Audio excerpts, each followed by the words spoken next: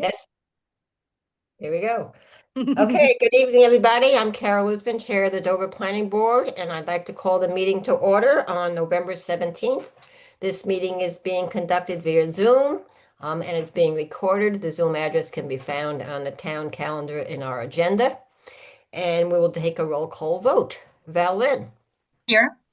Katie Williams. Here, even though you can't see me for some reason. Oh, nice scenery of Boston, though. Jody Shu. Here. And of course, we have Melissa Santucci Rosie, our town planner. So with that, we go to citizens' comments, which is our first couple of minutes. If there are any citizens that are interested in speaking about something that is not on tonight's agenda, please either raise your hand or put something in the chat.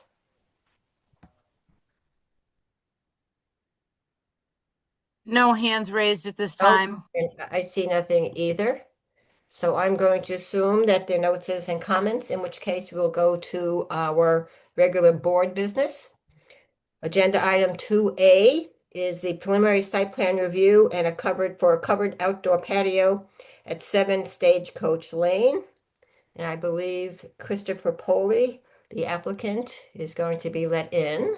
I am trying to let him in. Chris, if you can hear us, I'm promoting you up. There he is, to a panelist. And while he comes on, I will Hi, everyone. pull up my report. Can you guys hear and see me? We can do that, Chris. Thank you. Hi, good evening. Okay, thank you. And let's see. So, Melissa, I'm going to turn this over to you. Yeah, for some reason, I don't have my share screen option. Oh, that's really weird. Jody, You want me to do it? Jody, you're on mute. It might be because Val and possibly Melissa are in under the same account. Val, can you check if you have a share capacity? Oh yeah, I have a share capacity. So what do I need? I think you need to make Melissa a co-host. Okay, tell me how to do that. I am a host. Yeah. I think it has I something have I have a share button if that helps. I have the plan. Well, thank you, Chris. We have to resolve this for the rest of the meeting too, but I appreciate it. Yeah. If you just bear with us for a moment. Yeah, because I can share too. But I know that's Yeah, not. I don't let me hold on. Hold on one second. I don't. Let's see, hold on. Can you see that? Yes. Yeah, Okay. there we go. We got it. All right. Okay. All right. Sorry about that. And thank you, Chris, for offering to jump in. So sorry about that little delay. Here we are. Chris Poli is here with us from Nova Build. I've been working with him on behalf of Nicholas and Allison DeSaro, who are the trustees of the trust that owns 7 Stagecoach Lane. The applicant is looking to construct an outdoor covered patio. The dimensions of the outdoor patio are about 27 feet by a little over 18 feet. And you can see I've included a GIS map here of the lot. Fairly regular shaped, flat lot. This neighborhood is a little more compact than some of the lots that we've looked at more recently. And I have the site plan area here, if everyone can see that in the report. And as you can see, that darker area behind the dwelling is the covered patio area, which is going to be equipped with an outdoor kitchen and also a nice chimney feature, which we'll show a little later when I pull up the architectural plans, and a dining table and a nice seating area. Along also with this application and working with Chris, when we first started talking and he sent me the plot plan took a quick look at that, and just a visual inspection, I was concerned about the lot coverage in this particular lot. As the board knows, and for the public here this evening, the coverage requirements is 20% maximum. So everything besides grass can only cover 20% of the lot. Chris went back to the surveyor, did some calculations, and in fact, they were over. So what he is proposing here this evening, and I've written a condition two ways, is to remove the shaded areas. One of them is off of the driveway that's kind of like an overflow parking area that the Desarios use now. And the other one is behind the house off of the deck to the left, which is a patio area. So in an effort to bring the lot into compliance with this new structure, they've done some work to demonstrate that is in fact achievable within the limits of the zoning requirements here. Basic information was submitted. I do want to pull up for the board, and then we can go back to this document, the architectural plans here, which are very well done. Very nice roof line here, a lot of brick detail. And then the second page of these drawings show a little bit more of the framing. And then down the bottom here, we see the kitchen area that includes storage and refrigerator and all sorts of nice things that most people would love to have in their backyards. So the drawings look good. All the information has been provided to the board in support of the covered patio.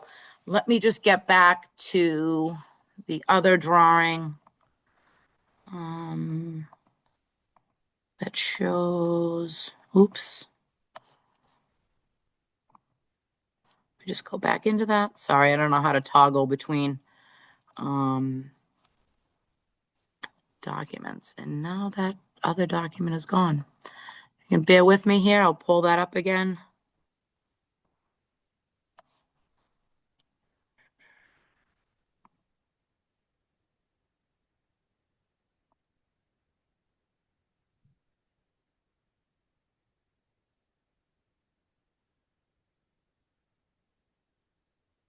Okay, sorry about that. And here we go. All righty. So back to the staff report. Getting down past the plan, we went over the architectural plans. Again, this first comment here as we get into the findings, I had just discussed about the lot coverage, and again, there is a solution, and that's reflected in the conditions. No changes to the driveway opening or anything like that. Not necessarily concerned with pedestrian, bicycle, or vehicular activity here. The existing driveway is still fairly large, even with that small sort of accessory parking area that they'll be removing. The covered outdoor patio is located behind the house to the east, next to the pool. This is kind of a logical place for that to be located. It's situated well, taking advantage of the topography, and as we noted on the elevations, very well designed. No tree removal is required for this particular structure, and given the nature of use, is very unlikely to have a detrimental impact on the surrounding properties. Again, noting on a fairly level area of the lot, designed to take advantage of the existing topography, and again, demonstrating the open space will be compliant. And then again, noting there's no impact on town resources. The outdoor cover patio is well sited and designed and will not be incongruent or inappropriate. And again, noting that compliance feature with the open space. And just noting for the board, proposed condition number 2. As we know, any applicant or property owner could avail themselves of seeking relief from the Zoning Board of Appeals. Whether or not that is something that would be looked favorably upon is another discussion. But there are two options here for them. It's either removing those areas for compliance, or if they do opt to go to the Zoning Board of Appeals, that would be a second measure that would also bring them into compliance with the granting of any relief by the Zoning Board of Appeals. And that pretty much summarizes the proposal from the staff this evening. Thank you. Thank you, Melissa. As always, very complete. Chris, is there something you'd like to add? No, I think you hit the nail on the head. I would just reiterate what Melissa said. Proposal is to enhance the backyard area with a covered patio section that would encompass a kitchen and a seating area with a fireplace. I guess worth noting is their out or secondary structures or out structures in this neighborhood are very typical. I don't know every house, but there are a number that have sort of a second structure, pool structure type thing in their backyard. So I agree with the sentiment that it would be consistent with what we see on the street. And yeah, the conditions of removing the impervious areas to re-compliance is something that the homeowner is aware of. The nature of timing and winter coming and when we filed, we felt our best bet was to, come up with a plan that worked and was compliant, which is the one that's presented here.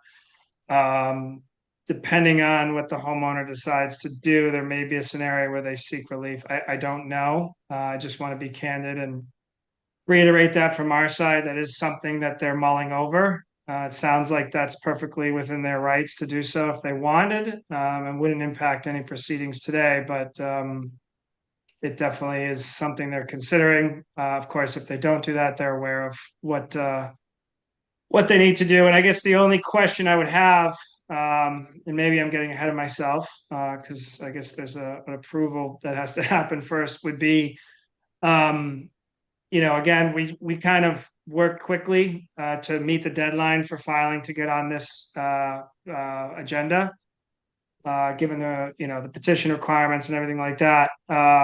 So we sort of tackled, I would say, quote unquote, the two areas of low hanging fruit as it relates to lot coverage.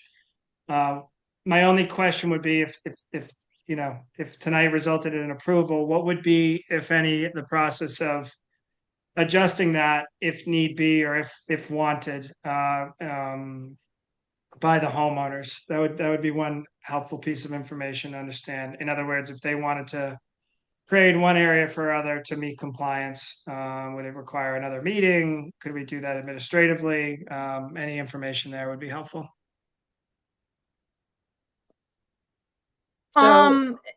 Carol, you want to take that, or do you want me to? No, I was just going to say to you, Melissa, that I would sort of view this as a minor modification if in fact it stays with under the 20%. I agree. This is and if the board wanted to add like a C that said, or another combination of removal to demonstrate, as long as the surveyor stamps the plan and the areas calculate out to under 20%, I don't have an issue with that. That would be something I would, show to the chair and make sure she's in agreement. And if the board wants to add an option C, we can add that as well. If there's, if they want to look at something a little different. Chris, I think there was a shed in the back or something that he might be willing to part with. Exactly. Yep. Yeah. You hit the nail on the head. So they're still evaluating options, but again, this was kind of the easiest one in the essence of time. Well, in the essence of time and convenience to the applicant and the owner as well, why don't we add a C to give the flexibility? Okay. Thank you. So Melissa, if you could sort of just quickly draft one on the fly here, we can add it to the motion.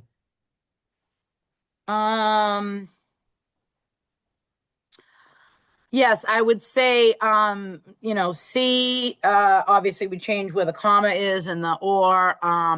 C could say, or alternate removal of impervious areas from the property to demonstrate 20% lot coverage, maximum allowed.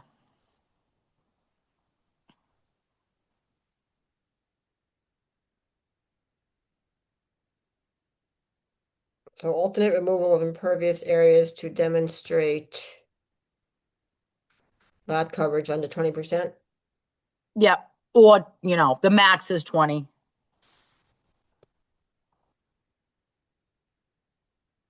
And my pen just died. At a max of 20%. Okay.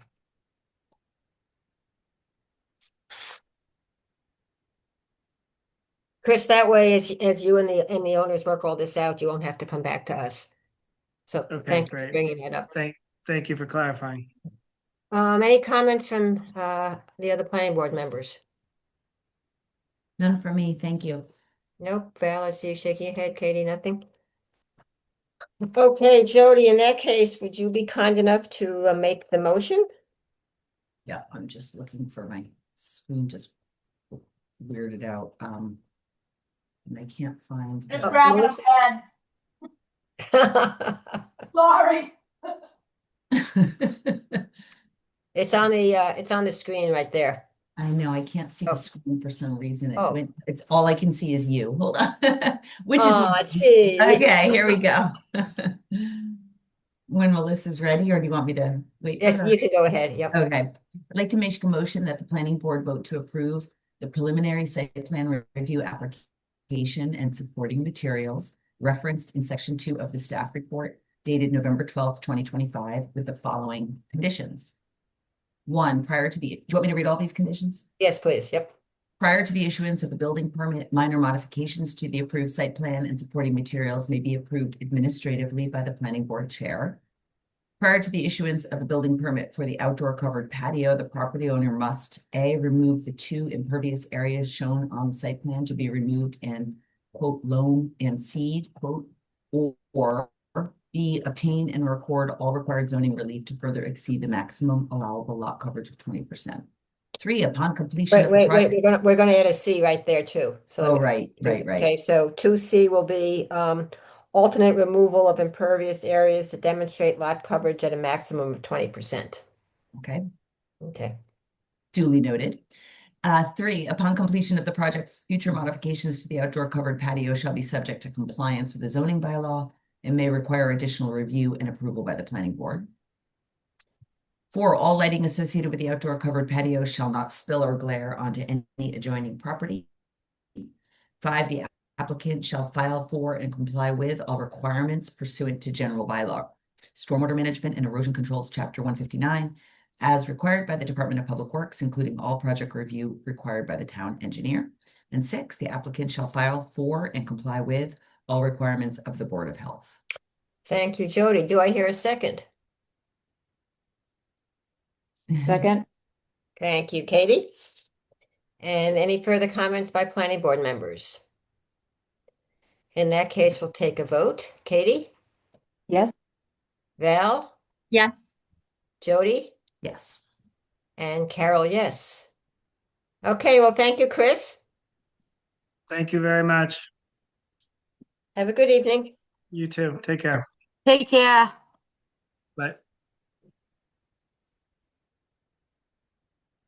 Okay, Oh, Rob, let me get Robin. Robin's here now too. yep,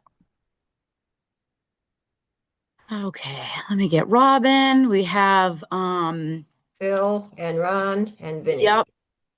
Let's get them all up. I'm promoting, Phil McGowan, Ron Tiberi, and Attorney O'Brien.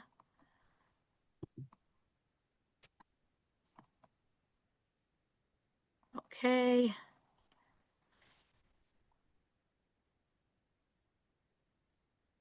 There's Phil. Awesome. Yep. That work? Yes, I hear you, Phil. There we go. All right, perfect. And I see Vin, and I see Ron, and I see Ron. Okay. So we're now moving on to agenda item 2B, which is the continuation of a joint public hearing with the tree warden for a scenic way application that was started on Monday, November 3rd for 152 Walpole Street. And I'll turn this back over to Melissa.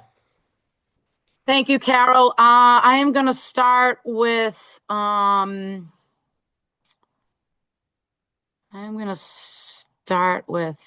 sharing my screen. I can make this work. I don't know why I'm having so much trouble tonight. Okay, here we go. All righty.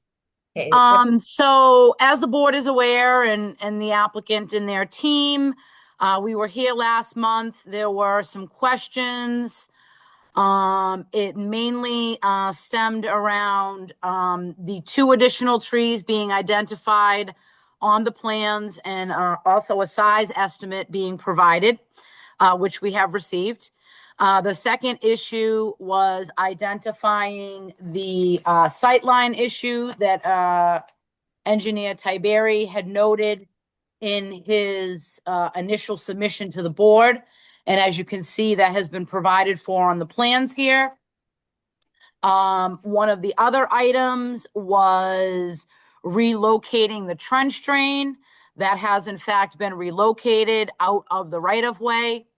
And the next item was the detail for the retaining wall, and that has been provided for on the plans for a boulder wall.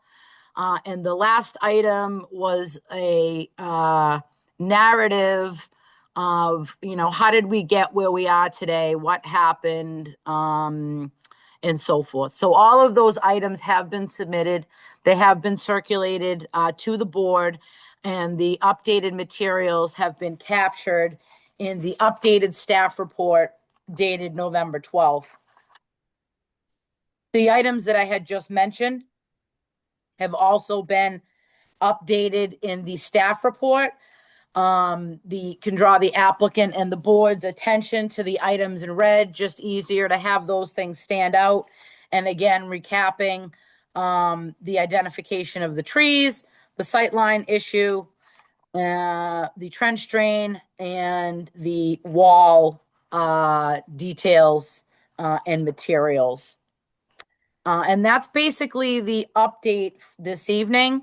Happy to answer any other questions, knowing that the board maybe is interested in hearing from the applicant team, but available to discuss anything or go over anything else. Thank you. Thank you, Melissa. Are there any questions or comments from planning board members?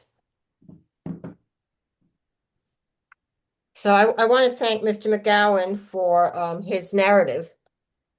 Appreciate that, and thank you for coming in to actually sign it and date it, so we know exactly who voted and when. I do have a question, and that has to do with the fact that the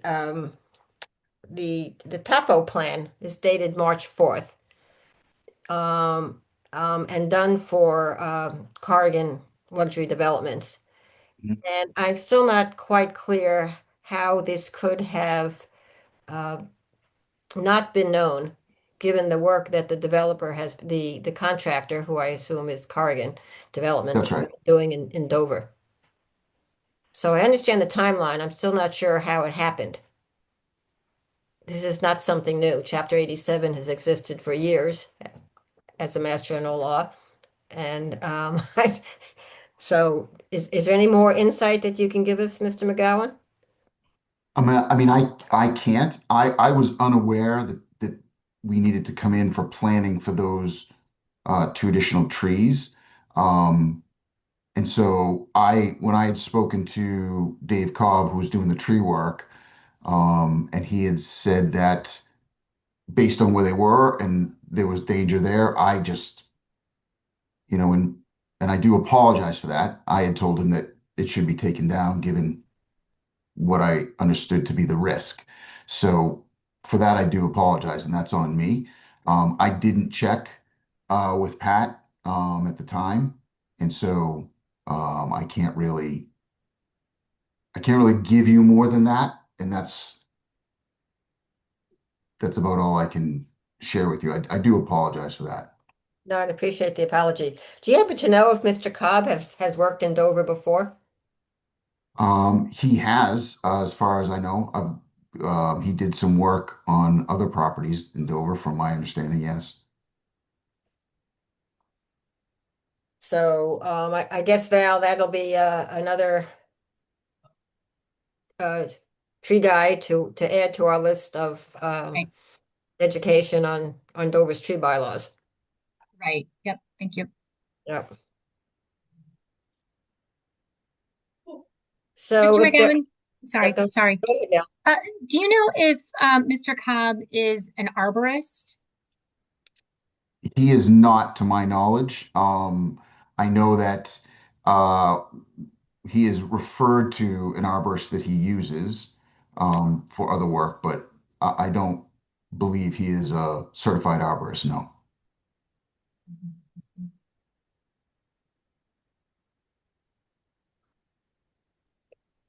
Any other questions or comments from planning board members? I have Oh, nothing to add. I just want to double check. Were there three violations, three bylaws that were violated in this situation? There was the scenic road bylaw, chapter 87, and stormwater. Is that correct? Are you addressing that to me, Val? Yes. Okay. The scenic, yes, and 87, yes. I don't know if the stormwater was violated or not. I'm not exactly sure at what point Mike and Jerry was involved. Him and I have talked about so many that he's dealing with now. I can't remember if this one was one that he arrived and it was already happening, or if that was part of the. I'm just looking at my notes from last month. Well, And I think Mike had said that trees were cut in February. he first saw all this in February, which is fascinating since 152 Walpole didn't officially own this until April. Correct. So one questions who was actually doing the work and authorizing whatever in between, we can guess. Mr. McGowan, do you know when the trees were removed on this property? In the middle of April, from my conversation and from when I met Dave on the site. But I Okay, was, and I'm talking. I think Val's talking, I think Ms. Lynn is talking about the trees that are within the site up above, not the ones along the road. I went there in April once we closed, and to look at those, to meet Dave about those particular trees. But I'm not aware trees were cut in February. If I can chime in here, I'm just looking at the different revisions on the plans that was submitted. And on the subsurface sewage plan, which is the one that you kind of used as your base plan for this application, there's a note in May 18 that says added cut trees and notes. So, and my notes from Mike say trees cut in February from the last meeting. So sometime early spring. Just trying to see if there's any other notes here. So there is. I mean, I spoke to Dave just to refresh my memory because it was some time ago. And he confirmed he was on site in April because I was trying to get the exact date in case you asked me that. And he had referred to the middle of April when he was on site there. And Mike and Jerry, you know how he has all the notes all over the plans? Those notes are dated May 20th. okay, so So the trees, to your point, Val, I think the trees out of the scenic way on the lot, subject to the stormwater bylaw, were cut before Mike did his review. Okay, prior to a stormwater permit. Correct. Thank you. By someone who authorized the work who didn't officially own the property. So it wasn't 152 Walpole Street LLC. So that gets into the conversation with Mike that we started the last meeting about the whole process and procedures relative to Chapter 149 and violations in education and so forth. For the purposes, I think of, and it's a good point that needs to be pursued with DPW. I think for the purposes of the scenic road public hearing that we're having tonight, we are not involved with that aspect of it directly, but we are with the tree and the wall. So, do we have any issues with with the placement of the wall and what we know about the design of the wall? And of course, now we have the 4 trees that result in a tree mitigation of $6,000.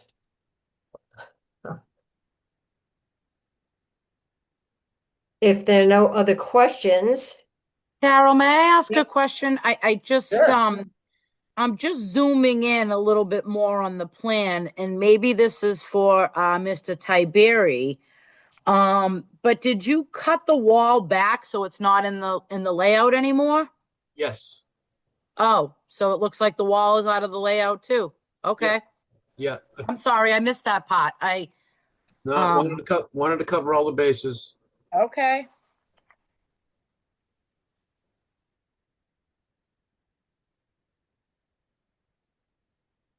So I'm sorry. So there's not going to be a wall now? There is, but that's why I zoomed in, Carol. Can you still see my screen? Yeah, Yes. So can you see my cursor? Yeah. yeah. Okay. So this green line, the last time the Oh, wall I came see. out, yeah, and it looks like they cut it, they pulled it back into the lot. So Okay. the So it has wall nothing- isn't, the wall is not located in the layout anymore. right. So we can remove condition number 2. Um,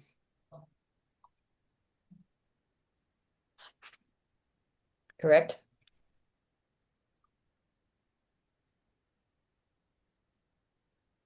um, I would keep it, but I would take the 4-foot section out.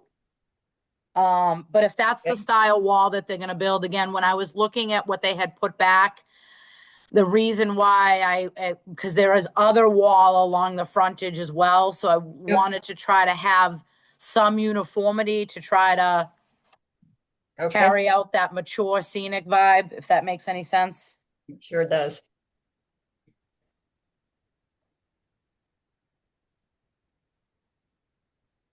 So condition 2, I would just take out noting that a 4-foot section is located within the layout of Walpole Street.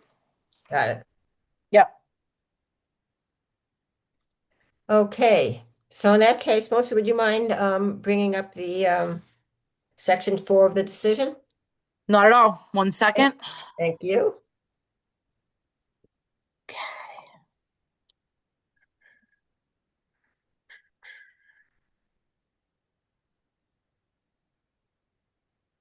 Where are we? 152 Walpole. Okay.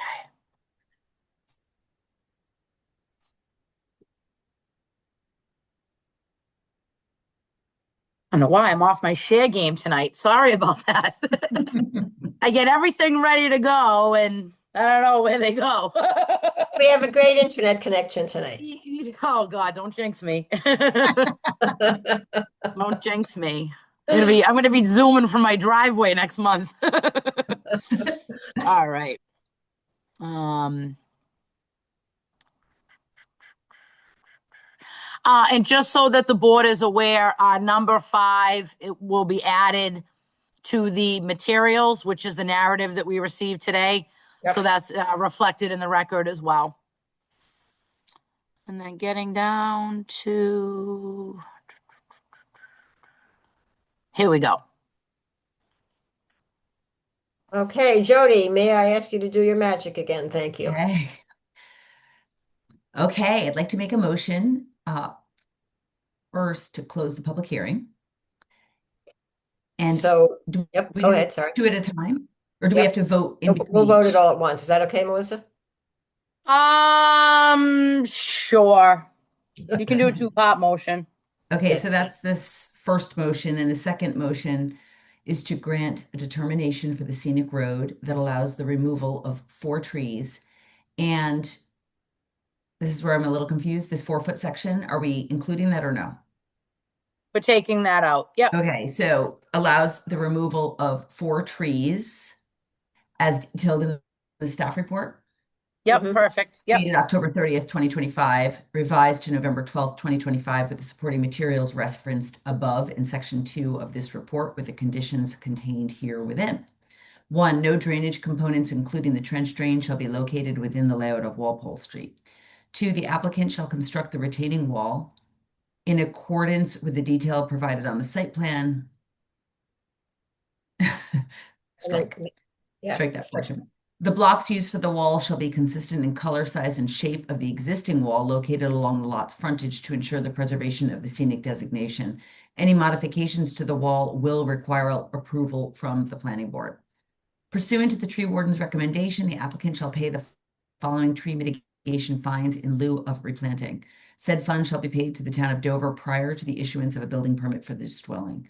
Section D, subsection 3A, A, $200 per inch of DBH for inches 1 to 20 inches. A, tree 1, 8 inches equals $1,600. Tree 2, 10 inches equals $2,000. Tree 3, 4 inches equals $800. Tree 4, 8 inches equals $1,600. Total tree mitigation, $6,000. 4, the only work permitted in the layout of Walpole Street is that authorized in this determination. Any additional work is subject to Chapter 245 and the tree warden's review. Oops. Thank you. 5, the applicant shall complete the Chapter 159 process with the town engineer, including but not limited to the submission of a tree mitigation planting plan for all trees removed within the setback. Pursuant to General Bylaw 93, use of construction equipment, including but not limited to idling trucks, heavy earth-moving equipment, materials handling equipment, logging and land clearing equipment, pumps, generators, and air compressors powered by any internal combustion or diesel engine, air-actuated nailing guns, circular saws, drills, and the like that are utilized for the purpose of building or assembling construction materials shall only be allowed outside of any structures on Monday through Friday from 7 a.m. to 6 p.m. and Saturdays 9 a.m. to 1 p.m. The outdoor use of this equipment during all other hours shall be prohibited. 7, no signage is permitted to be located within the right-of-way layout of the scenic road, Walpole Street.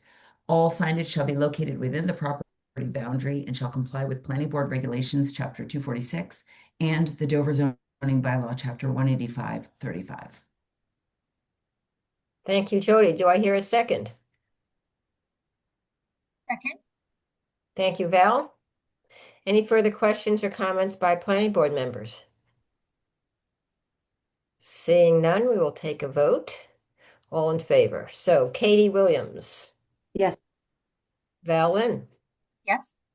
Jody Shu, Yes. and Carol has been yes. And we have closed the hearing as well with that vote. Thank you very much. So, thank you all very much. And please, Mr. McGowan, Vin, Ron, Tabiri, would you please make sure that your contractors adhere to Dover's bylaws and regulations? There really is no excuse for not knowing about them. Thank you. Have a good Thank evening. you for your time. Bye.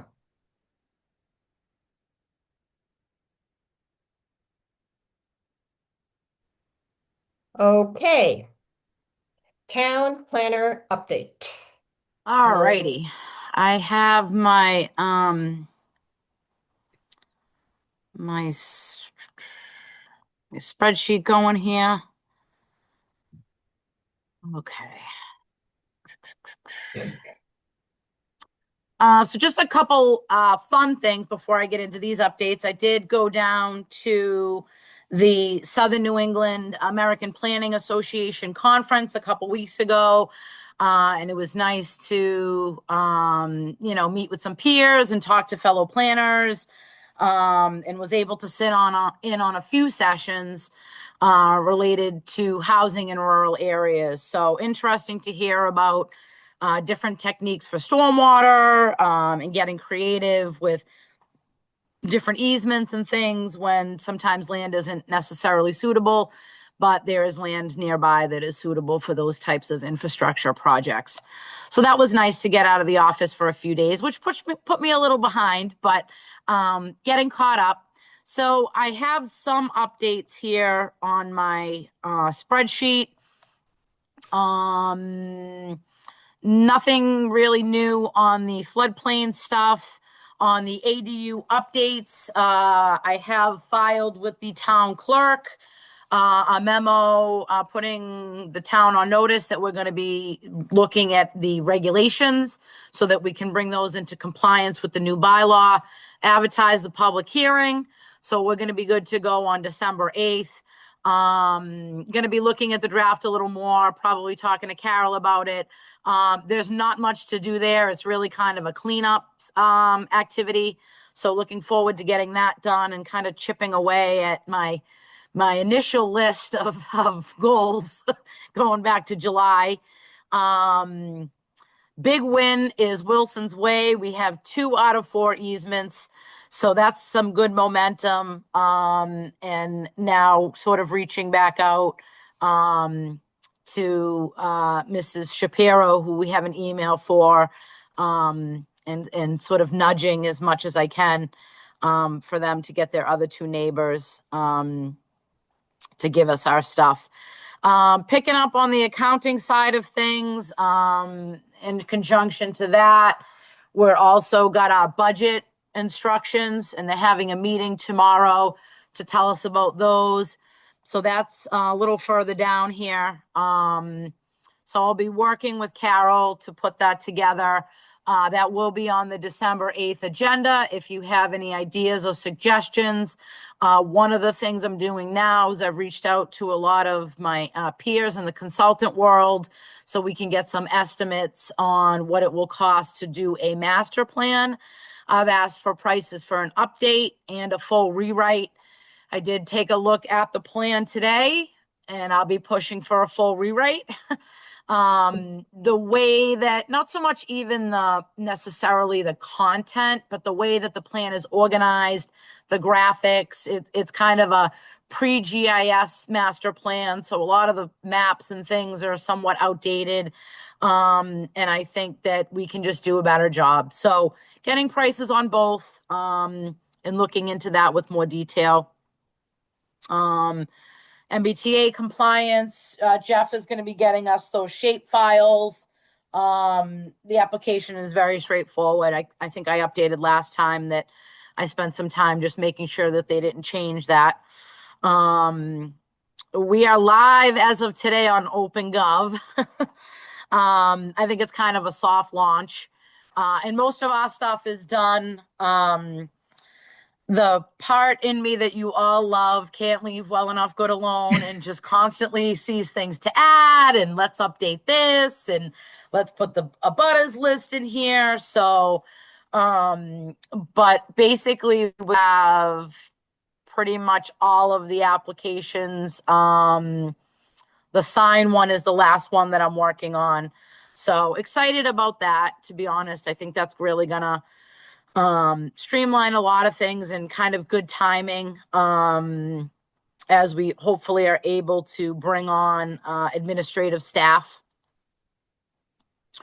Updating the SHI, I talked about that last time. I identified some units that were not on there.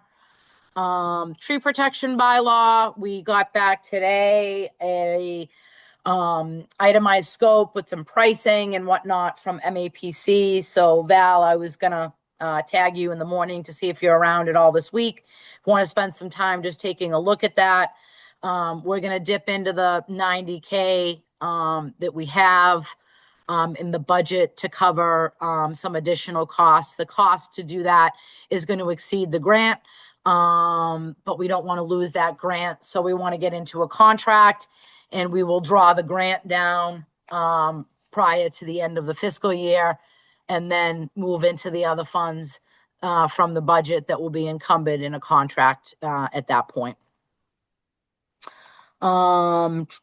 Site plan review. I talked to Nina today about that with some ideas that I had. She loves them. And, you know, we have this, you know, as I look more at the bylaw, the preliminary site plan review, it was kind of designed as a stepping stone that you would file that first and then go to full site plan review. And we talked about separating out and calling what we do with the accessory structures on residential lots partial site plan review. So we're still going to be looking at it, but not as much detail as the full site plan review. So excited to get some language around that. Carol gave me another easement project. Haven't started on that one yet. And my favorite update is we had interviews last week for the administrative position. We interviewed 6 people. And believe it or not, the applications still keep coming in. I think now we're probably up to 35 applicants. And there were 2 that we're going to be calling back this week. Both great candidates. Like to get them. We did the first round on Zoom, get them in person, and try to get a little more insight on their capabilities and if they're going to be a good fit here in Dover. Future applications, 54 Farm is a riding stable. They have filed all of their materials. They will be heard on December 8th. 7 Stagecoach, that was a leftover from last month. 3 Claybrook Road is a shed. I've been waiting for the plot plan for a long time. Whether or not they get that in this Thursday will determine whether or not they can make the December 8th meeting. And then I've been working with the folks at Hale Reservation for a while. They had a lot of oomph and go, but you know, then things kind of slowed down on the engineering side. So I keep checking back in with them, and they're just not ready to file quite yet. And then the budget preparation I did mention. Be working in conjunction with the chair. Again, any comments, please reach out, suggestions, and we can discuss that at our next meeting. They do want them in by December 8th. I've cleared with Chris Costello that we can submit it on the 9th. If there was not an option, I was going to suggest a quick special meeting just so that everybody is aware of what we're going to be putting forward as we move toward the budget season and on to town meeting. But he said that was fine if we submitted it the next day. And that's it for updates tonight. Again, the primary focus has really been the OpenGov, and you know, once I can tighten up those last few things, can get some administrative staff, really going to start picking up on getting more done and more updates. So exciting. Thank you. Thank you, Melissa. Would you just very, very quickly sort of summarize the meeting you had today on sidewalks? Yes. So there is a committee that has been formed. Cam Hudson from the Board of Selectmen, I believe, is the lead. And myself, the 2 chiefs, the fire chief and the police chief, as well as some folks from the school district, myself and the town administrator were present at the last meeting. And then the meeting that we had today, there was 2 residents there. I don't have my notes from that meeting, so their names I don't have off the top of my head. I had sent to Mike Blanchett, and he distributed to the group as we start talking about, you know, sidewalks. What do we want to do? You know, you look in the subdivision rules, sidewalks are prohibited. The planning board has a policy from 2008, which maybe could be updated a little bit, but a lot of the general premise in that policy actually still applies. It focused on school areas, the town center, the village, the connections, you know, I call it sort of our little civic downtown area. So a lot of that really hasn't changed. What I had suggested and got a nice sample for the group to look at was a scoring system. So if and when a request for a sidewalk comes forward, there would be a rating system, and the things in the scorecard talk about daily volumes of the road, the width of the roadway, is it near a school, safety, noted safety concerns. Then it got into a whole nother section, which I'd maybe call the Melissa section, which talked about, do we need easements? Do we have to do takings? Are there wetlands at the back of sidewalk? Are we on a scenic road? So all of these things that pop into the planner's head as she's checking off all these boxes, but a general application would say, oh yeah, there's room, let's just put a sidewalk in. And frankly, it's really not that easy. And there are definitely some costs. So we talked a little bit about the scoring card.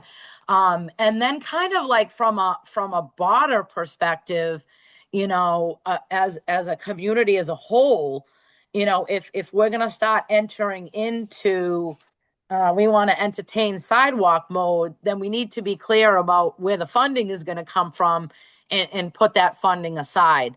Just to even get to the point of here's a plan for a sidewalk, there's also going to be costs associated with that, including survey work, establishing the boundary of the right of way. I had also talked a little bit about a perfect example of what we just dealt with. There's people that have walls, stone walls in the right of way.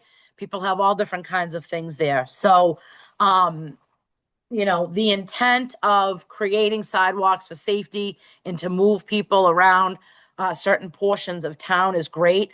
I think there just needs to be a very clear, defined process that we apply to all of these requests going forward. So it's a uniform approach, evaluated with the same criteria, and then a ranking system of priority based on that scorecard. And I think there was also some additional concerns raised about the internal circulation, primarily at the Chickering School.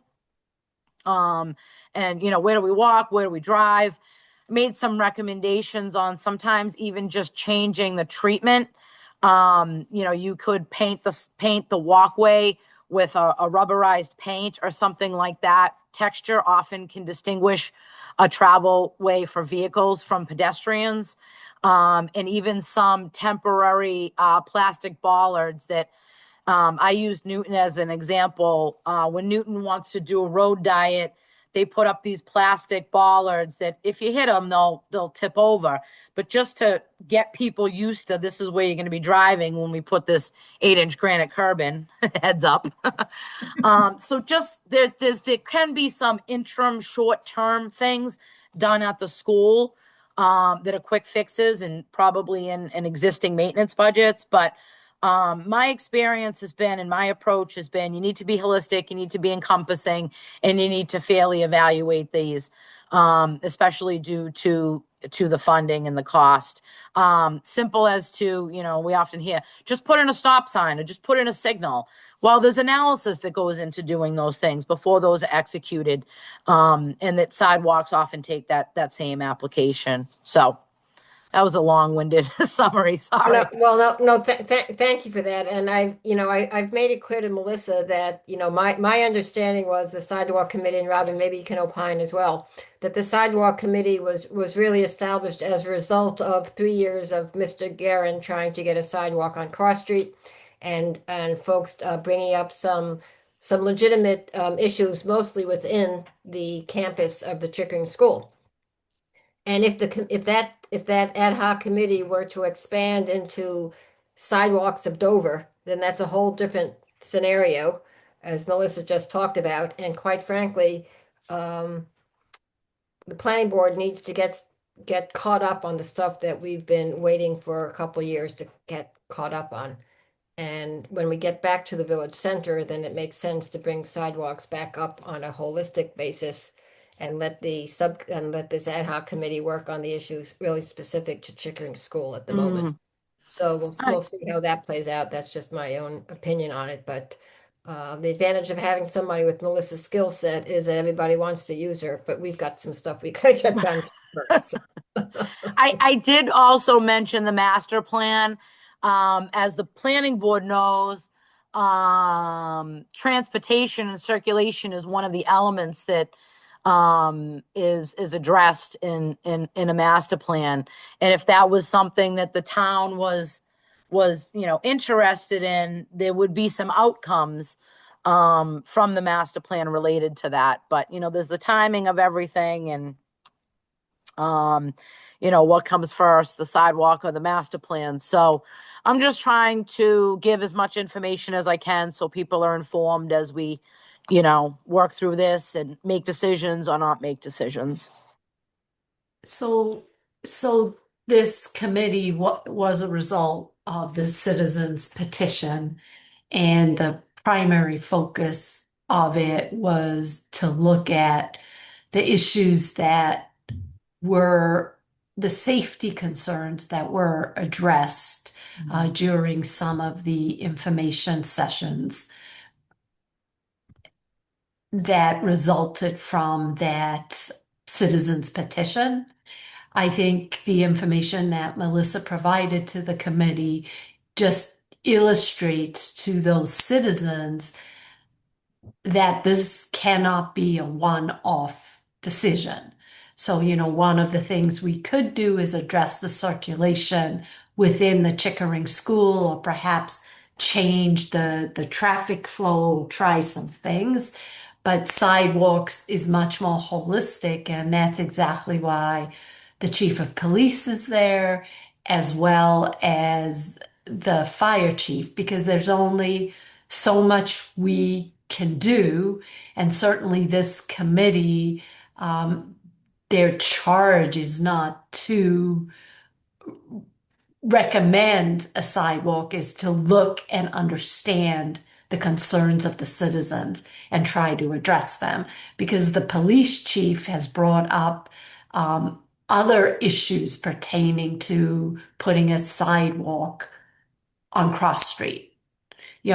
So it's a much bigger issue, but I think if we could address the immediate concerns, which is safety and the flow of traffic within Chickering, and then address sidewalks more holistically, that would be a win for this committee. And my understanding is the two citizens that were at the meeting were the same two that I met with earlier in the year, and they're very pragmatic. I mean, they're not making any demands. They understand that this is a much bigger issue. Great, thank you, Robin. And thank you, Melissa. So I just have just a few very quick things before we get on to the interviews. So the calendar for the town meeting has been published, and there are a couple of things so everything has been moved up, just so you know, and get into your calendar. So the warrant committee open hearing, where the budget will be reviewed, will be on March 9th. And the caucus will be on March 2nd. And of course, for this March 2nd caucus, we will have both the associate planning board position and the full member position, both having to go through the caucus and then the town election process. Carol, can you repeat what you said was happening on March 9th? March 9th is the warrant committee open hearing, where the budget will be reviewed, as well as any warrant articles we might have for the town meeting, like the site plan review bylaw amendment. So that will be on March 9th, and March 2nd is the caucus. Thank you. And just to Melissa's point about the budget, we've got the tree preservation bylaw that's now planned for May of 2027. We have a master plan that hasn't been updated now since, I think, 2012, so we really have to work on that. We'll have some additional bylaw stuff to work on as well. So if you think of any other areas where you think consulting services might be needed for some of the initiatives, to please get that information to Melissa in the next couple days so she can sort of put all that in to take a look at what the budget might look like. And with that, we have one more item of business, and that's the approval of minutes of November 3rd. I hope you've had a chance to review them. And if no one has any edits or changes, I will make a motion to approve the minutes of November 3rd as submitted. Do I hear a second? Second. Okay, okay, all in favor, please say aye. Katie? Aye. Val? Aye. Jody? Aye. And Carol. Okay, thank you for approval of the minutes. And now we have two folks scheduled for interviews today and two folks for interviews at our December 8th meeting. I think I sent out the email that I sent to the 4 applicants. I think I also sent out to all of you explaining the process. So let's see who we have here. We have Mike and Harrison are both in, so they could be let in now as panelists. Yep, Okay, thank you. you should be all set, Mr. Savage. And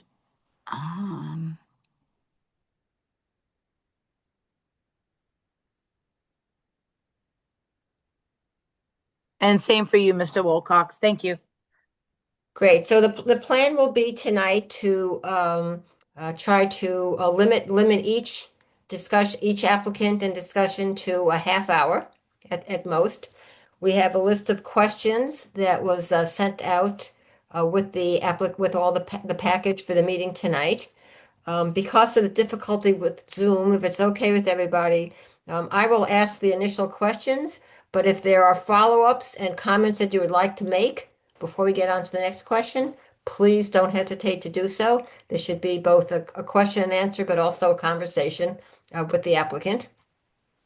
A little difficult on Zoom, but hopefully we'll make that work. So with that, let us start with Mike. Mike, do you have there you go, your camera. Okay. Excellent. So welcome, Mike. Thank you for your application. We appreciate it. And you are on mute. There, no, you're still on mute. Keep flipping back and forth here. Still on mute. Oh, there you go. Mhm. Yeah. Can't hear you though.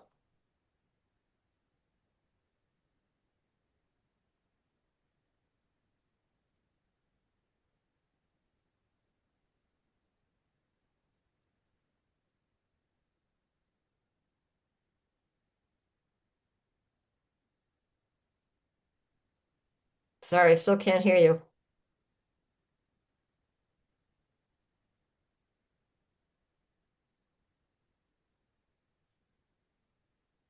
Okay. There you go. Sorry about that. I had No to problem. adjust my settings. Great. Welcome. And thank you thank you. So we'll just start with some questions and we'll converse as well. Sure. So Mike, why don't you just, quickly give us just a sense of summary of your background, what you've been doing with your life, how it relates to tonight. Sure thing. Mike Savage, I've been in Dover 25 years. As I said in my application letter, I've raised 2 boys who are now out of the house. I'm from the West Coast. I grew up in Central California, frankly, in a town that looks and feels a lot like Dover. I had no intention of moving into town like Dover when I came to Boston, but my wife and I were living in Boston in the city, the North End, and I wanted to buy like a set of tires or something for my wife's car, winter tires, I think. And we had a 1-year-old, and it was time to start to move or look at maybe moving out of the city and into one of the suburbs. And we drove through Dover on the way to pick up these tires. and literally had to stop and let a bunch of horses go through on a hunt. And we looked at each other and said, well, why aren't we looking here?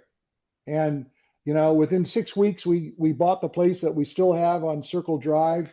And it's really been a great place for us. And we've enjoyed living here very much, and hope to stay here for some time.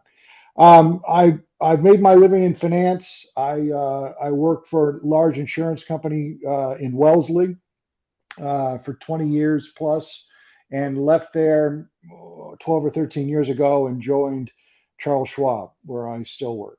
I work out of my house, and among other things, I answer questions from our clients on our money market funds. And historically, I never thought money markets funds were all that sexy, for lack of a better description. There isn't much going on there, but interest rates went from 0 to like 5%, and all of a sudden they got pretty sexy. So I was and have been quite busy. I think that's it. I'm still working. I expect to work a few more years at a minimum. I've had roles in town. I was president of the Dover Soccer Club for a few years. I am currently a trustee on the Larrabee Whiting Trust.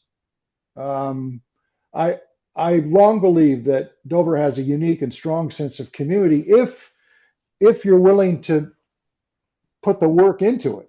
It doesn't happen automatically. I think people in the town need to engage with one another and really to achieve and take the best or get the most impact out of the sense of community. People have to be involved, and I felt that for some time, and now with the time that I do have with my kids out of the house, it seemed like an appropriate time to try and join some of the town boards or get more involved in town activities such as the planning board. Thank you, Mike. So why the planning board?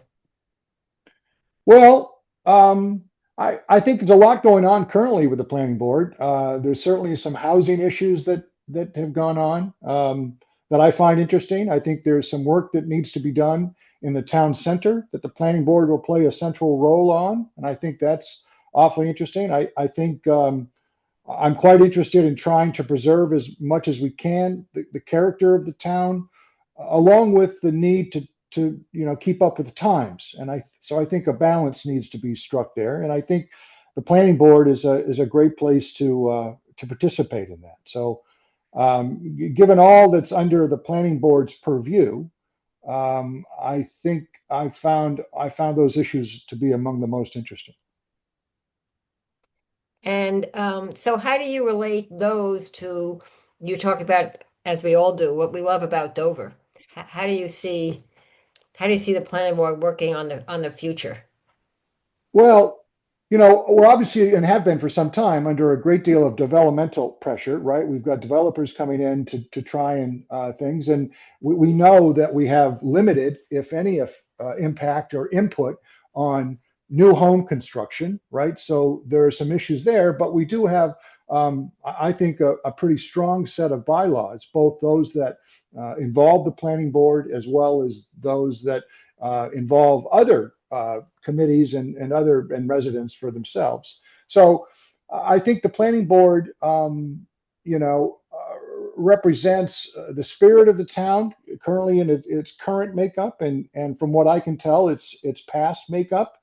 And to the extent the planning board is able, I think they can go a long way in trying to preserve the town's character. I know that's a vague term, kind of a fuzzy term, but I think everybody in this call gets it, looking around and seeing the number of people who've lived in town nearly as long as I have, some longer.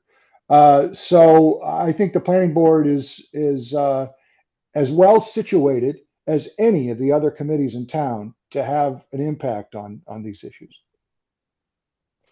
So as you mentioned, a couple of years ago, we really started a process to look at what we call the Village Center Initiative. Yeah. see what could we do, obviously with the community center being built at the time and now opening, that's another, in addition to the townhouse, another leg there of an important area. If you were just to envision what Village Center would look like, 10 years from now, what do you see?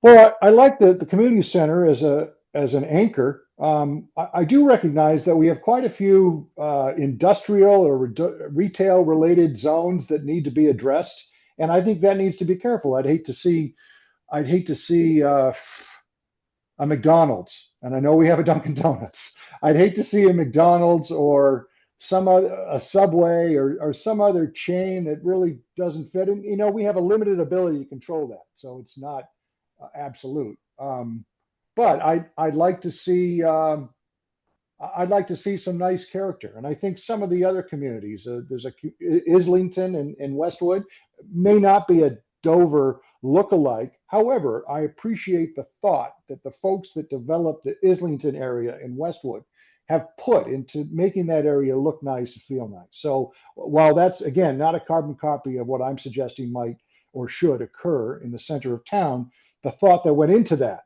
is the kind of thing that I'd be looking for. It's funny that you mentioned Islington, because I believe, folks, that was raised during the Village Center charrette, that Islington was one area that they did a fantastic job in redeveloping and keeping the character, if memory serves me correctly. Planning board folks, any thoughts or comments and conversation with Mr. Savage? Hi, Mike. Nice to see you. Thank Hello, you so much Jody. for being here. Nice to see you. Sure. I was just curious, just to stick on the Village Center just a little bit. Did you happen to have the opportunity to attend any of the Village Visioning meetups that we had a few years ago? Not a requirement at all. I'm just curious if you had. Yeah. No, but much of that stuff's online. So while I was not able to attend the meetings, I looked at that material as best I could. Frankly, that I was unable to attend the MBTA town meeting, but I tried as hard as I could to listen to the meetings that occurred here, as well as to review the materials that were online. So, I try to attend those meetings when I can. I catch as many of the town meetings as I can. But in that particular situation, I was not able to catch any of the town village meetings that you mentioned. No, that's definitely not a requirement. I was just curious what you thought of the process. Yeah, thank you. So, Mike, you did speak at the May 2025 town meeting about site plan review. Yes. And you know that we will be bringing to town meeting in May of 2026, as we promised at that town meeting in 2025, an amendment to the site plan review bylaw that Melissa's working on and mentioned in her updates a couple of minutes ago. Perhaps you can share with us some thoughts you have on site plan review specifically, as it relates to keeping Dover's character and preserving what we love about Dover. Sure. And I want to make a comment on the number of times I've spoken at town meeting. I find the town meeting to be a little frustrating. It seems to me that that's really maybe certainly one of the few opportunities that we as a community have a chance to stand up and discuss these issues. And I wish more people would stand up and speak for and against some of these issues. It seems to me, frankly, that the goal of the town meeting is to finish by 10 o'clock. I think there ought to be a better goal. And while I did speak up against one of the planning board warrant articles last year, I don't, I certainly don't, I happen to think the planning board does a pretty good job in general on what they do. I wasn't singling them out or anyone else. I've spoken out against something the Conservation Committee did a couple of years ago. So it's not like I pick on that. Now, I haven't studied in detail what Melissa has proposed for the upcoming warrant article. I'm not sure it's public. I have heard reference to it, as you mentioned. But I think the board, the planning board, does a good job with site plan reviews. We recognize that there, and I remember there were several contentious site plan reviews earlier this year. I think most of them, the two in mind, related to garages and abutters. And I think the planning board, for instance, does a very good job of reminding the abutters that, you know, they have some input and the opportunity to be heard, but there is an inconsistency between a 1,500 square foot garage and that could receive quite a bit of abutter input, and a 10,000 square foot newly constructed house that wouldn't. So I think that's a good point to make. But, you know, aside from the inconsistencies and some of the definitions that could use tightening up, I think, when it comes to planning board related bylaws, and we saw a couple of them come to bear, I think, when reviewing those garage proposals. I think the site plan reviews are in generally good shape. Okay, thank you for those comments. You bet. Anybody else have any comments or thoughts or questions for Mike? No? Well, Mike, okay, yeah, I actually have one okay. more. Like, you know, you probably know, I'm sure you do, because you definitely are following along. We meet, I don't know the exact number of times we meet a year, but pretty much every other Monday, Right. on Monday evenings. And also, most of us on the planning board are involved with other committees in town, either as a liaison from the planning board or in some capacity separate.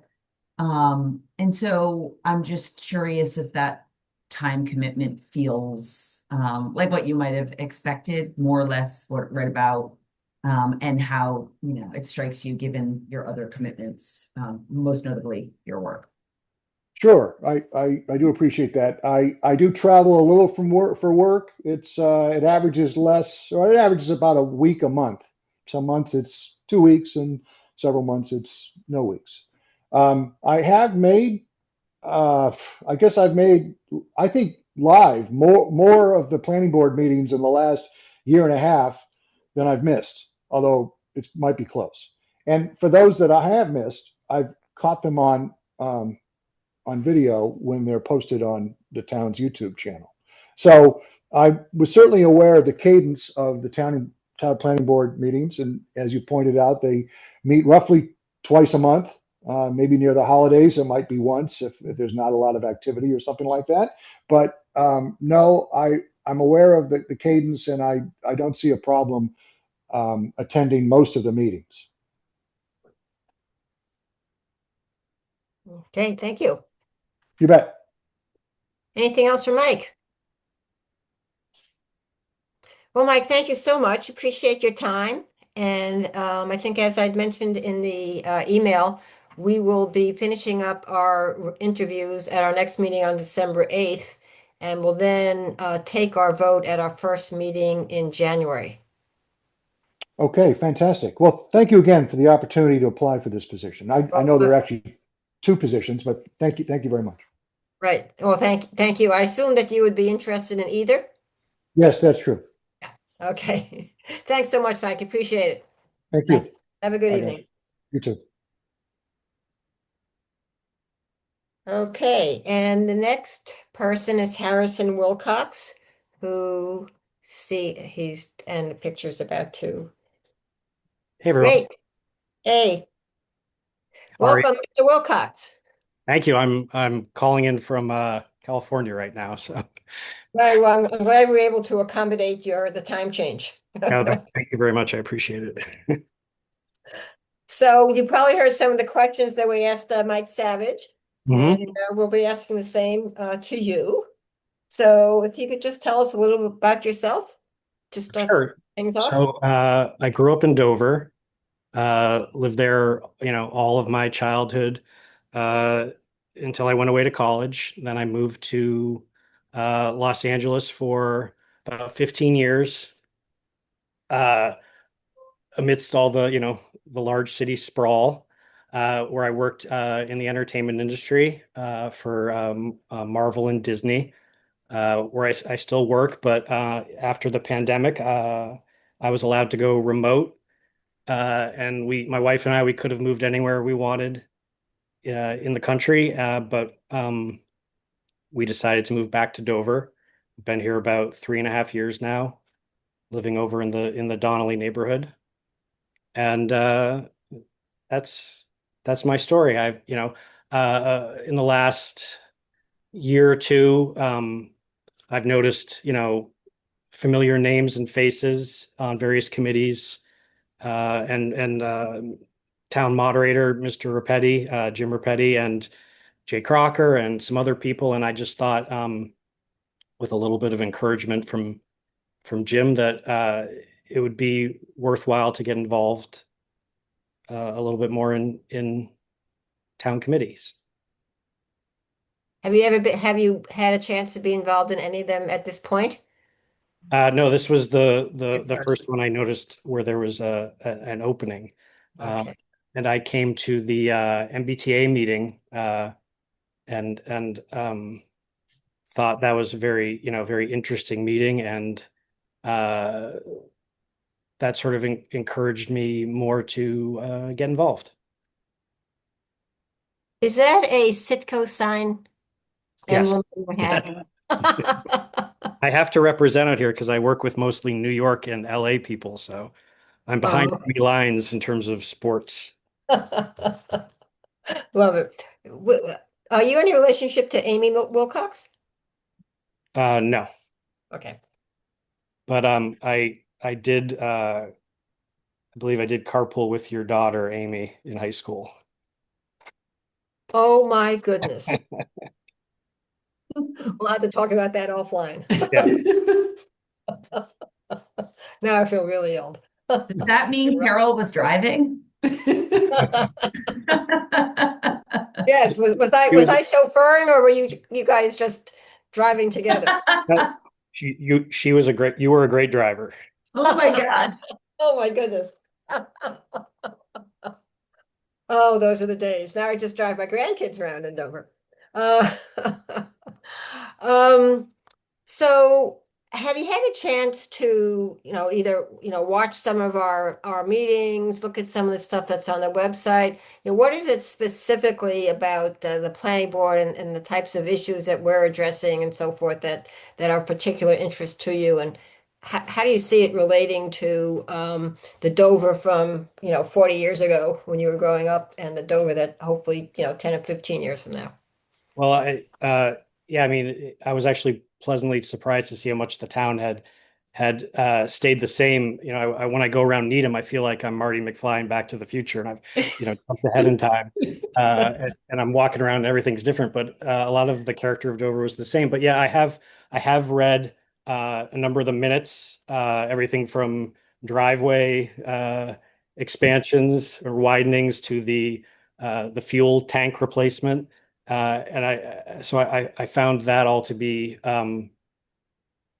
pretty interesting, and I'm just curious about the process of how all that works, how it is decided that it is time for a new fuel tank, who raises that to the board, and how and the whole process of how that works was kind of interesting to me.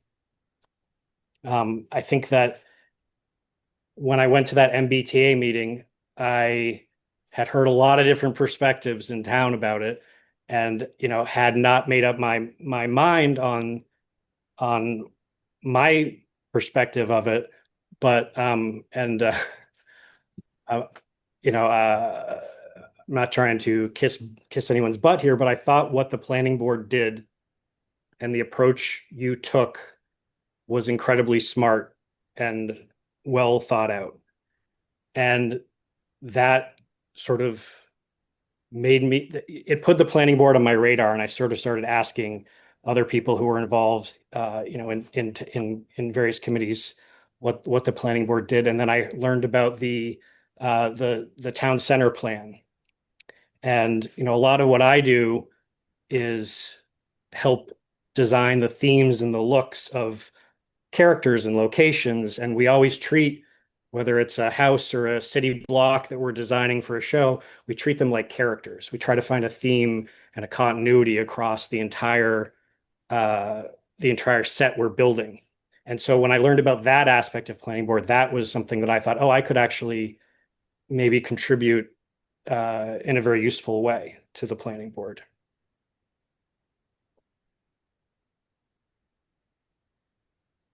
And of all the things that we're working on, in addition to that general sense of, of continuity and so forth, is there a specific area that is of particular interest? Yeah, we're looking at housing, we're looking at trees, we're looking at open space, we're looking at sidewalks, we're looking at the village center, we're looking at site plan review. I find it all very interesting. I don't know if have a unique perspective, because I know a lot of younger families want to see certain things, change in Dover, but I'm someone who also grew up in Dover, so I also have the perspective of wanting to maintain the character of the town. So in general, I think I'm just interested in taking a part in thoughtful review of all aspects of what's coming for the town. Tree conservation committee, the housing aspect, town center, master plan, all of it is equally interesting to me. And I think that that what's the center of town one is, I mean, it's great. It's a lot of brick, right? You have your anchors, you have the library, of the townhouse, you have the community center, and I think there's a great way to come up with a plan where once implemented, if you drive through the town, you would feel like it's always been there. Mm. And that would be, if I was to be selected to be on the board, that would be probably an outlook I would take in regards to that initiative. No, that's an excellent point, because those of us that have been here for a while. Yeah, when it was called Higgins and Mrs. Goody's Woods. In the country store. Yeah. And that's, Bill Motley, who has been in Dover for forever as well, talks about the village center in those types of terms. Sure. And I used to ride my bike into the center of town. I want my kids to be able to do that. Yep. Just about 15,000 cars going by these days, though. That's a difference. Folks, any thoughts and questions and comments for Harrison? I got one. Okay, go ahead, Jody. I love your unique perspective on the village center. I think that's a really cool way to think about it. One of the things about the planning board is that we actually, I think, have a lot of ability to play, a very unique role in town, but it is very process oriented. And I'm not sure that's something I understood about the planning board before I joined it, that we sort of live and die by a lot of rules that often can seem frustrating to folks who don't understand them. And honestly, I've been on the planning board for quite a while and I'm still learning them. One of the things that has made the biggest difference since I've been on the planning board is the hiring of our new town planner, because we have such a professional who can guide us through some of what feels like very arcane work of planning.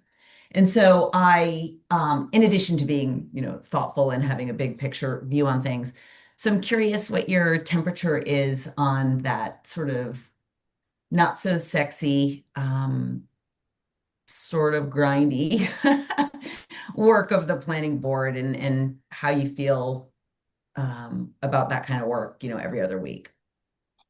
Well, I'm interested in learning about the process and how it all works, but the type of work I do now takes about, animation takes about 2.5 years. And there's a lot of, at the large companies I work for, there are a lot of rules and a lot of processes that have to be followed and checks and balances and all that. So I am used to it in respect to the type of work I do now. So I think that that would not be a problem for me. But again, I'm approaching this from a place of learning how this board works. And that's one of the reasons planning board terms, the full terms are 5 years, because there's a really big learning curve to this work. Yeah. And I'm sure all of our other board members would agree that it can be very steep, especially in the beginning. Mm. And it's one of the reasons that we're one of only two boards that have an associate member, which adds additional years of sort of training before you become a full voting member. Got it. That makes sense. Isn't to say that we don't have folks come immediately in, but there is that position there that helps for just that. Mm-hmm. And I assume that you would be interested in either. Yes, and would leave it to your judgment, on obviously what you think would be best. Okay. Any other thoughts or questions? I have a question. Thank you for your interest in the planning board. And as you know, recently moving back into Dover, is there anything that you have identified that you feel would be something the planning board could add to our task list, our project list? Things that maybe stand out and kind of make you question, why is it like that? Or things that maybe you think, oh, this could be so much better if anything like that has struck you since you've moved back? Well, I grew up on the Needham side of town, and now I'm on the Medfield side of town, so I noticed the traffic a lot more in the center. Look, I in addition to my film background, I was a history major in college, and I find the history of, any place I am or live interesting. And I know there are things like the Center Street Bridge that need addressing. And I sort of am just curious if there's a way to, are there ways to get historical preservation grants to pay for repairs or things like that? Or are we a town that's just going to replace and update? Or are we looking for things like that in various aspects and little pockets and corner of town that give the town unique character? Are we as a town interested in looking at those sorts of avenues of preservation along the way? I get the reasons for it. But it hurts a little bit every time I drive past the South Natick Falls to know that that's going to, be going away. So I'm curious about opportunities to explore things like that. I don't know if that is on the planning board's radar or not, but that's something that comes to mind. Right. Yeah, I think as we do the town center, it would be great to have to kind of incorporate any historical characteristics that we can kind of highlight or bring in. I think that's a great idea. Yeah, I've noticed through town here and there, I think on Haven Street and then on Springdale and Farm, there's those old granite posts that used to have, maybe over 100 years ago, have old street signs on them, and they're just there, and there's no signage on them anymore. But that all that stuff is sort of interesting, of like, how long has that been there and why? And is it worth saving or not? So I just find that stuff interesting. Thank you. Anything else? Well, Harrison, thank you so much. Thank you. I appreciate your time. And as I said, we'll be making a decision at our first meeting in January. If you have any other questions, and we will do the same if we have some for you, we'll be in touch. Thank you. And thanks for your consideration. I really appreciate it. Well, thanks for coming back to Dover, and thanks for volunteering. And there are always opportunities for everybody to volunteer in Dover, so not to worry. It's great to have you back, and I will check with my daughter. Thank you. Take care. Thanks, Thank you. Harrison. Yeah. Okay.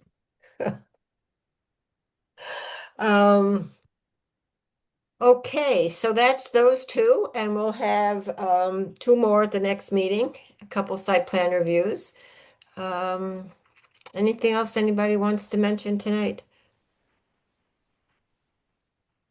Yes, ma'am. Happy Thanksgiving. Yes, sorry. I have a lot to be Gobble, thankful. gobble, gobble, gobble. A lot to be thankful for and grateful for, including this meeting and my position in Dover. So I hope everyone has a really nice Thanksgiving. Thank you, Melissa, and we will add you to our list as well. So have a wonderful holiday, everybody. I hope for those that are traveling, the traffic won't be too bad. And we'll see you in December. Thank Can we get you. one last Happy motion, Yeah. Madam Chair? Yeah. I One need to- last motion to adjourn, please? Yeah, I was just about to do that. Yep. Okay. So I'm going to make the motion to adjourn. Do I hear a second? Second? Val? Yes. Second. Katie, yes. Yes. Jody, yes. Carol, yes. There we go. Thank you. Thank you, everyone. Great meeting. Thank Thank you. you. Bye, Have a everybody. great holiday. Good night, everyone. Thank Good night. you. Thanks, Melissa. Have a great night. You Bye. too. I'll email her in the morning. Good night, Bye. Carol. Thank you. I'll see you. What time you want to come tomorrow?